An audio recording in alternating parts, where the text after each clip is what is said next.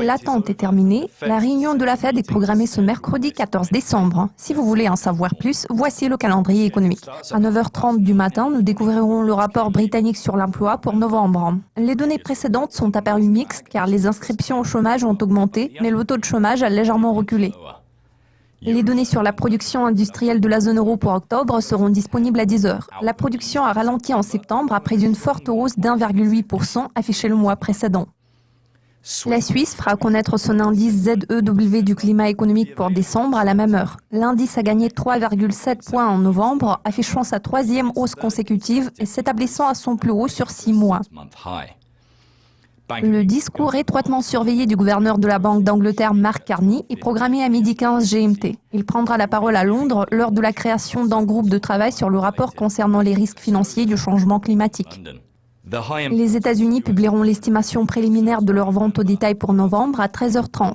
Les ventes ont augmenté plus que prévu en octobre après une forte hausse d'1% affichée en septembre. Également à cette heure-ci, les USA publieront leur indice des prix à la production pour novembre.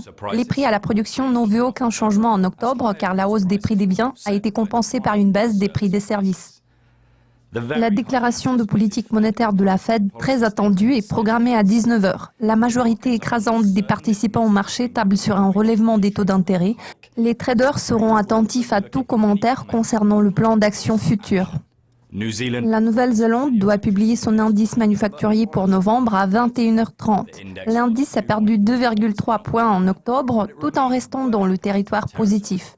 Les attentes en matière d'inflation des consommateurs australiens pour décembre sont programmées à minuit. Le taux d'inflation annuel prévu a reculé d'0,5% en novembre. Une demi-heure plus tard, l'Australie doit publier son rapport sur l'emploi pour novembre. Il sera surveillé de près par les traders du dollar australien. Le taux d'emploi a renoué avec la croissance en octobre après 2 mois de baisse. Enfin, l'estimation préliminaire du PMI manufacturier japonais pour décembre sera disponible à la même heure. L'indice a légèrement reculé en novembre en raison du ralentissement simultané de la production, des commandes et de l'emploi. Cela conclut le calendrier économique du mercredi 14 décembre. Merci de votre attention. Le prochain aperçu portera sur les communiqués de presse clés prévus jeudi. À très vite.